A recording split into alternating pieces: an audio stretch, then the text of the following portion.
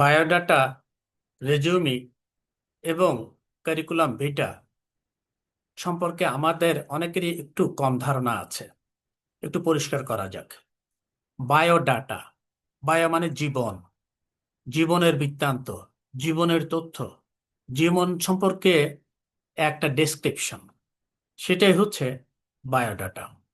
Biodata হচ্ছে বিশাল প্রেক্ষাপট। এখানে নাম থাকতে পারে, পিতার নাম থাকতে পারে, এখানে মায়ের নাম থাকতে পারে, শিক্ষাগত যোগ্যতা থাকতে পারে, জন্মস্থান, জন্ম তারিখ তো থাকতেই হবে সাধারণত, অথবা থাকতে পারে কমপ্লেকশন, হাইট। যদি ম্যাট্রিমোনিয়াল হয় তাহলে এগুলো অত্যন্ত প্রয়োজনীয় তথ্য, এগুলো থাকতেই হবে। এবং সাথে থাকতে হবে, যেহেতু আপনি এক্সপোজ করবেন অন্য আরেকজনের কাছে নিজেকে উপস্থাপন করবার জন্য, সুতরাং সেখানে আপনার চাচারা কয় ভাই, তাদের ছেলে মেয়েরা কি করেন, তারা কি করছেন, আপনার খালু খালাম্মারা কি করছেন, আপনার মামা কি করছেন, মামিরা কি করছেন, ইত্যাদি সম্পর্কে তথ্যাদি আপনি সন্নিবেশ করবেন। যদি ম্যাট্রিমোনিয়াল হয় তাহলে তো অবশ্যই, আর যদি অন্যান্য ক্ষেত্রেও হয়, প্রশ্নটি হচ্ছে উদ্দেশ্যটা কি। আপনি আপনার জীবন বৃত্তান্ত তৈরি করবেন, বায়ো ডাটা উপস্থাপন করবেন, উদ্দেশ্যটা কি, কি উদ্দেশ্যকে সামনে রেখে এটি আপনি করবেন, সেটির উপর নির্ভর করবে এর কনস্ট্রাকশনে কি কি তথ্য আপনি সন্নিবেশ করবেন। যদি ম্যাট্রিমোনিয়াল হয় তাহলে একরকম উদ্দেশ্য, সেখানে আত্মীয় স্বজন এবং তাদের চাকুরি, তাদের পেশা, তাদের আয়, তাদের বংশ পরিচিতি ইত্যাদি হয়তো আপনি উল্লেখ করতে পারেন। যদি সেটি না হয় অন্যান্য কারণে, তাহলে সেগুলোর অনেকগুলোই আপনি ইচ্ছা করলে সেগুলো বাদ দিতে পারেন। এটি নির্ভর করছে বায়োডাটার উদ্দেশ্যের উপরে। সহজ কথায় বায়োডাটা হচ্ছে জীবনের বৃত্তান্ত, জীবনের তথ্য সন্নিবেশ করা, সেটি উপস্থাপন করা।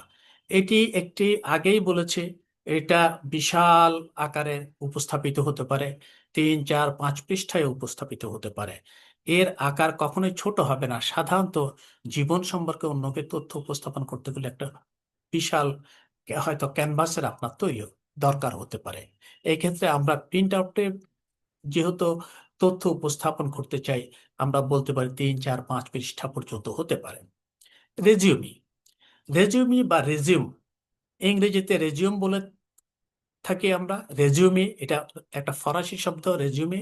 সেখানে এর উপরে, রেজিউমে RESUME, এর উপরে অ্যাকসেন্ট থাকে, একটি বা দুটি, দুটি অ্যাকসেন্ট থাকে সাধারণত। এই, এটি উচ্চারণের জন্য ব্যবহৃত হয়।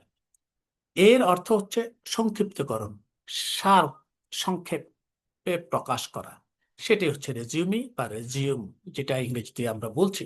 উচ্চারণ যাই হোক না কেন, মোদ্দা কথাই হচ্ছে এটা আমরা রেজিউমি বলে উল্লেখ করব। এখানে সাধারণত এটা শর্ট, অত্যন্ত সংক্ষিপ্ত হবে। এটা সাধারণত কোনো কোম্পানিতে বা কোনো প্রতিষ্ঠানে চাকুরি, যারা গ্রহীতা, যা চাকুরি করতে চাইছেন, তারা তাদের সম্পর্কে খুব সংক্ষেপে এই রেজিউমিটা তৈরি করেন এবং সেটা উপস্থাপন করেন বা সাবমিট করেন। কারণ হচ্ছে অনেক সময় দেখা যায় আপনার তথ্যগুলো শুধুমাত্র খুব সংক্ষিপ্ত হওয়া বাঞ্ছনীয়, কারণ খুব দীর্ঘ হলে যার কাছে আপনি উপস্থাপন করবেন তিনি বিরক্ত হয়ে যেতে পারেন, তিনি সেগুলো সবগুলো পড়বার মতো আগ্রহ নাও থাকতে পারেন। খুব সংক্ষেপে, খুব সংক্ষেপে যাতে আপনি আপনাকে উপস্থাপন করতে পারেন। যদি চাকরির ক্ষেত্রে হয় তাহলে সেখানে আপনার ডেফিনেটলি আপনি সেখানে আপনার লেখাপড়ার বিষয়গুলো উল্লেখ করবেন, কত সালে পাশ করেছেন, এসএসসি থেকে যেই সার্টিফিকেটগুলো আপনাকে প্রডিউস করতে হবে সেগুলো উল্লেখ করবেন। অথবা শুধুমাত্র যদি স্পেশালাইজড চাকরি হয় তাহলে আপনি অনার্স বা গ্র্যাজুয়েট লেভেলে এবং পোস্ট গ্রাজুয়েট লেভেলে যে যোগ্যতা অর্জন করেছেন সেটাকে উল্লেখ করবেন খুব সংক্ষেপে। এবং শুধু তাই না, আপনার স্কিল, আপনি কি কি বিষয়ে পারদর্শী সেটা উল্লেখ করতে পারেন। নাম তো থাকবেই, কারণ নাম ছাড়া আপনার পরিচিতি তারা পাবেন না। পিতার নাম থাকতে পারে। এভাবে খুব সংক্ষেপে, সাধারণত 1 থেকে 2 পৃষ্ঠা, কোনো অবস্থাতেই রেজিউমে 2 পৃষ্ঠার বেশি হয় না। খুব সংক্ষেপে নিজেকে উপস্থাপন করা, এবং রেজিউমে যত চৌকস ভাবে, আপনি যত চমৎকার ভাবে এটি উপস্থাপন করতে পারবেন, মূল তথ্যগুলো যেগুলো আপনি যেখানে যোগ দিতে চাইছেন, চাকরি করতে চাইছেন, তাদের কাছে সেটা প্রতিভাত হবে যে আপনি এফিশিয়েন্ট, আপনি যে যোগ্যতাগুলো থাকলে আপনি এখানে চাকরি করবার সামর্থ্য অর্জন করতে পারবেন, সেগুলো যদি তারা বোঝে তাহলে আপনার চাকরি হওয়ার সম্ভাবনা থাকবে। সুতরাং এই জিনিসটাও হচ্ছে রেজিউমে অত্যন্ত সংক্ষিপ্ত। বায়োডাটার কথা বললাম। ক্যারিকুলাম বিটা, ক্যারিকুলাম শব্দের সঙ্গে আমরা পরিচিত হলাম। ক্যারিকুলাম মানে হচ্ছে লেখাপড়া সংক্রান্ত, পাঠ সংক্রান্ত। মূলত এটি হচ্ছে কলেজ, বিশ্ববিদ্যালয় অথবা কোনো শিক্ষা প্রতিষ্ঠানে যখন আপনি চাকরি করতে চাইবেন, তখন আপনার ক্যারিকুলাম অর্থাৎ আপনার পাঠ সংক্রান্ত বর্ণনা হচ্ছে সবচেয়ে বেশি প্রয়োজন। সেখানে আপনি নাম থাকবে, বাবা বাবা বা মায়ের নাম যদি প্রয়োজন হয়, আমাদের সাধারণত এখন প্রয়োজন প্রয়োজন হয়, আইন আছে, সেগুলো উল্লেখ করবেন। জন্মসাল খুব প্রয়োজন, সবগুলো বিষয়ে রেজুমেতেও বলি কিংবা বায়োডাটায় বলি কিংবা আমরা কারিকুলাম ভিটাতেই বলি, এটা খুব বেশি প্রয়োজন। এবং এর সাথে থাকবে আপনার পাঠকালীন সম্পূর্ণ বর্ণনা। আপনি যে যে সার্টিফিকেট দিয়ে আপনি চাকুরিটা পেতে পারেন সে সমস্ত সার্টিফিকেট উল্লেখ করতে হবে। কত সালে কোন শিক্ষা বোর্ড থেকে এবং কোন গ্রেডে বা ডিভিশনে পাশ করেছেন এবং কোন বিভাগে, সেগুলো উল্লেখ থাকতে হবে। এবং স্কুল বা কলেজের নাম উল্লেখ থাকতে হবে, কারণ এটিও একটি প্রণিধানযোগ্য বিষয়। কোন স্কুল থেকে, কোন স্কুল মানে কিভাবে আপনার সোশ্যালাইজেশনটা হয়েছে স্কুলের মধ্যে, সেটা জানা চাকুরি যারা দেবেন তাদের জন্য খুব বেশি প্রয়োজন। সুতরাং সেটা উল্লেখ থাকতে পারে। এছাড়া আপনার গ্র্যাজুয়েট লেভেলে, মাস্টার্স লেভেলে আপনার স্পেশালাইজেশন কি ছিল অথবা আপনি পিএইচডি করেছেন কিনা সেগুলো উল্লেখ থাকবে। সাল সহ, বিশ্ববিদ্যালয়ের নাম সহ বা কলেজের নাম সহ, কি বিষয়ে করেছেন বিষয়টার উপর উল্লেখ থাকবে। এগুলো পরিষ্কারভাবে ধারণা দিতে হবে। এখানে না ধারণা দিলে আপনার যে কারিকুলাম ভিটা, কারিকুলামটাকে আপনি সহজভাবে পরিপূর্ণভাবে উপস্থাপন করলেন না। সেজন্য এটি দরকার হবে। এছাড়া আপনি যদি বিশ্ববিদ্যালয় বা কলেজে কোথাও চাকরির জন্য আবেদন করে থাকেন, তাহলে সিভিতে অবশ্যই আপনার যে কোনো পাবলিকেশন যদি থাকে সেই পাবলিকেশনের কথা উল্লেখ করতে হবে। পাবলিকেশনের যদি যে সমস্ত পাবলিকেশন আছে, পাবলিকেশনের যে প্রবন্ধ যদি হয় তাহলে শিরোনাম, কোন জার্নালে সেটি বেরিয়েছে, কত সালে বেরিয়েছে, যেই ফরম্যাটগুলো আমাদের সামনে উপস্থাপন কোনো অ্যাকনলেজমেন্টে বা বিবলিওগ্রাফিতে আমরা ব্যবহার করে থাকি, ঠিক সেভাবে সেটা উপস্থাপন করতে হবে, যাতে সেটা ভেরিফাই করবার একটা সুযোগ থাকে। আপনি জার্নালে লিখেছেন, এটা কতটুকু সত্য কতটুকু মিথ্যা, এটিকে যে জানা দরকার। আমরা জানি আজকাল বিশেষ করে আমাদের দেশে সেক্রেটারিয়েট থেকে শুরু করে কলেজ বিশ্ববিদ্যালয় থেকে শুরু করে স্কুল কলেজ এমনকি প্রাইমারি স্কুলগুলোতেও শিক্ষার ক্ষেত্রে আহ, যে বা সিভি বা কারিকুলাম ভিটা দেওয়া হচ্ছে, সেগুলোর ভিতরে যথেষ্ট ভুলভ্রান্তি থাকে, ইচ্ছাকৃত বা অনিচ্ছাকৃত হোক। আবার অনেক ক্ষেত্রে দেখা যায় ইচ্ছাকৃতভাবে অনেক প্রবন্ধ বা ডিগ্রি সম্পর্কে ভুল তথ্য দিয়ে থাকেন।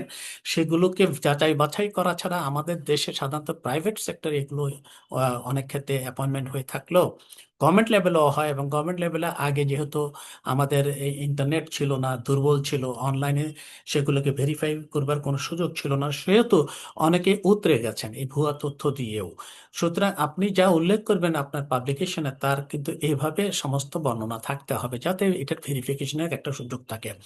আরও একটা বিষয়, সম্ভব হলে আপনার আর যে আর্টিকেল আছে সেটা জার্নালে যদি উল্লেখ করা হয়, জার্নাল যদি দেখা হয় সেই জার্নাল মানসম্পন্ন কিনা।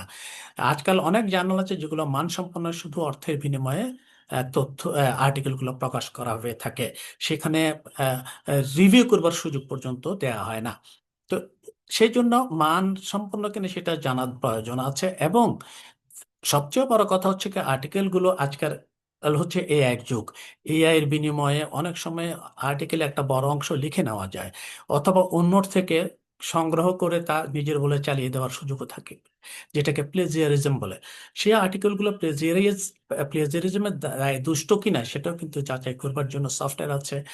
সেই জন্য আর্টিকেলগুলো যদি কখনোই কর্তৃপক্ষ যাচাই করতে চায় তাহলে সেগুলো দিতে হবে। হ্যাঁ, এগুলো হচ্ছে নিয়ম। আর যে আপনার যে পাঠের এসএসসি থেকে একেবারে পোস্ট গ্রাজুয়েশন পর্যন্ত কোথায় পড়েছেন, কি বিষয়ে পড়েছেন, স্পেশালাইজেশন কি, গ্রেড কি ছিল, ইত্যাদি তথ্য কিন্তু সন্নিবেশ করতে হবে। কোনো প্রকারের এই তথ্য যাচাই করবার সুযোগ আজকাল আছে। আমরা অনলাইনে অনেকে যাচাই করে নিতে পারি, সেগুলো যাচাই করবার সুযোগ দিতে হবে। এই জিনিসগুলো কিন্তু আমাদের কারিকুলাম ভিটা তৈরি করবার ক্ষেত্রে খুবই প্রয়োজন। আমি ব্যক্তিগতভাবে দেখেছি আমি বিভিন্ন প্রতিষ্ঠানে কাজ করেছি, চট্টগ্রাম বিশ্ববিদ্যালয় থেকে শুরু করে অন্যান্য ইনস্টিটিউশনও, কলেজ লেভেল ইনস্টিটিউশনও কাজ করেছি। আমি দেখেছি যে অনেকেই সাবমিট করেন কিন্তু বায়োডাটা সাবমিট করেন না। আমাদের দরকার, শিক্ষা প্রতিষ্ঠান দরকার সিভি, কিন্তু সেখানে বায়োডাটা, সেখানে এমন কতগুলো তথ্য থাকে যেগুলো আমার শিক্ষা প্রতিষ্ঠানে কোনো প্রয়োজন নেই, কিন্তু সেগুলো দেয়া হচ্ছে। কিংবা রেজুমে, অনেক সময় রেজুমে সাধারণত আগেই বলেছি, শিক্ষা প্রতিষ্ঠানে যদি হয় তাহলে কারিকুলাম এটাই যথার্থ, কোনো অবস্থায় রেজিউমে না। কিন্তু রেজিউমে হচ্ছে প্রাইভেট ইনস্টিটিউশনগুলোতে, যেখানে স্পেশালাইজড স্কিল্ড লোকের দরকার, সেখানে রেজিউমেও দেওয়া যায়। তো সেই জন্য আমি দেখেছি যে সিভি দেওয়া হয়, সিভির ভিতরে আসলে এটা সিভি হয় না।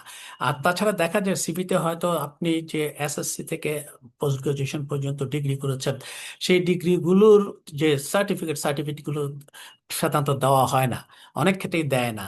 বিশেষ করে প্রাইভেট লেভেলে এগুলো দেওয়া হয় না। এবং অনেক ক্ষেত্রে দেখা যায় যে এগুলোকে ভেরিফাই না করে হয়তো চাকরি করছেন অনেকে। আমরা সেক্রেটারিট লেভেলে দেখেছি ভুয়া সেক্রেটারি, যে দীর্ঘদিন চাকরি করার পরে দেখা গেল তার সার্টিফিকেট হচ্ছে ভুয়া। তো এই ধরনের যেহেতু সেগুলোকে ভেরিফাই করার কোনো সুযোগ ছিল না, এ কথা বলবো না, কিন্তু করা হয়নি। করলে হয়তো তারা এভাবে করতে পারতেন না, চাকরি করতে পারতেন না। সেই জন্য সমস্ত তথ্যগুলো এটাকে সন্নিবেশ করতে হবে। আমি দেখেছি অনেক জায়গায় স্পেশালাইজ যদি না হয়, তাহলে শুধুমাত্র অনার্স এবং মাস্টার্স লেভেলের একটা গ্রেড দিয়ে অনেকে চাকরি করবার চেষ্টা করেন। কিন্তু এটা ঠিক নয়। এটা আসলে এসএসসি থেকে এইচএসসি উল্লেখ করতে হবে। তো, এবং সঙ্গে সঙ্গে সার্টিফিকেট ভেরিফাই করার জন্য প্রয়োজন হলে তিনি যখন জয়েন করবেন, তার এই কারিকুলাম ভিটার সঙ্গে তার তথ্য ওর কে সাবস্টেনশিয়েট করবার জন্য এগুলো জমা দিতে পারেন, সার্টিফিকেটগুলো এবং অন্যান্য তথ্যাদি জমা দিতে পারেন। এছাড়া আরেকটি বিষয় হচ্ছে যে আহ, যে আমাদের কোনো অ্যাচিভমেন্ট যদি থাকে, কোনো পুরস্কার যদি আমরা পেয়ে থাকি কোথাও, বিভিন্ন ধরনের জাতীয়, আন্তর্জাতিক বা স্থানীয় ক্ষেত্রেও পুরস্কার প্রাপ্তির সুযোগ থাকে অনেকের, সেই পুরস্কারগুলো পেলে পুরস্কারগুলো সার্টিফিকেট উল্লেখ করতে হয়। এবং উল্লেখ করার সাথে সাথে কোথায় কোন প্রতিষ্ঠান থাকে এই সার্টিফিকেটগুলো দিয়েছে সেটা বলতে হবে, কারণ এগুলো ভেরিফাই করবার সুযোগ থাকতে হবে। আর বিষয়গুলো বিষয়গুলো আপনি যে জায়গায় চাকরির জন্য সিভি জমা দেবেন, সেখানে যদি কিছু কিছু সার্টিফিকেটের কোনো গুরুত্ব না থাকে, তাহলে সেগুলো দেওয়ার কোনো প্রশ্নই আসে না। সেগুলো না দিয়ে আপনি সিভিটাকে একটু ছোট করবার চেষ্টা করবেন। তাহলে সহজ কথায় আমরা বলতে পারি যে বায়োডাটা বড় হতে পারে, 4-5 পৃষ্ঠা হতে পারে, রেজিউমে 2 পৃষ্ঠার বেশি অবশ্যই নয়। স্পেশালাইজড ক্ষেত্রে স্কিল প্রমাণের জন্য সাধারণত এবং ভাষার উপরে হতে পারে, টেকনোলজির উপরে হতে পারে, এটা রেজিউমেতে দেওয়া হয়। আর সিভি একই, আপনার কারিকুলামকে এক্সপোজ করে, রিপ্রেজেন্ট করে, ব্রডলি আপনি সেটাকে প্রেজেন্ট করার জন্য আপনি লিখবেন। সেটা 4 পৃষ্ঠা হতে পারে, 5 পৃষ্ঠা হতে পারে। এবং আপনার আর্টিকেলস প্রডিউস করবার সামর্থ্য যদি 40-50-এর বেশি হয়, তাহলে আরো দীর্ঘ আকৃতি, এটা আকার নেবে এই সিভিটা। তো যাই হোক, আমরা যে কথা বলতে চাইছিলাম যে আজকাল আমি আমার ব্যক্তিগত অভিজ্ঞতা থেকে বলছি, অনেক সময় সিভির উপরে আমরা চাকুরি দেওয়া হয়ে থাকে, যার ফলে অনেক ধরনের অনভিপ্রেত ঘটনা পরবর্তীকালে দেখা দেয়, যেটি শোধরানোর সুযোগ অনেক সময় আমরা পাই না, আমাদের হয় না। সুতরাং এই বিষয়গুলো যে কোনো প্রতিষ্ঠান ভালোভাবে আহ, দেখভাল করা দরকার। এবং যারা আবেদন করবেন, তারা সত্যনিষ্ঠ হয়ে, বস্তুনিষ্ঠ হয়ে সেগুলোকে প্রদর্শন করবেন, যাতে তার ব্যক্তি জীবনে এবং প্রতিষ্ঠানের জীবনে কোনো ধরনের সম্পর্কে অবনতি না হয়। এই জিনিসটি লক্ষ্য রাখবার উচিত বলে আমি মনে করি। ধন্যবাদ।